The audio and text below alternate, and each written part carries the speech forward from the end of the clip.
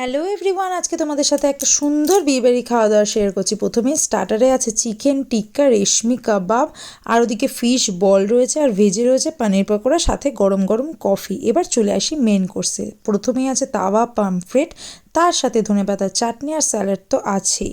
এরপর আছে বেবি নান আর কিমা চানা, দুটোকে একসাথে মিশিয়ে যখন মুখে তোলা হবে তখন কিন্তু টেস্টটা অপূর্ব লাগবে। এরপর বাটার কর্ন রাইস আছে, আর তার সাথে রয়েছে ভেটকি মালাইকারি।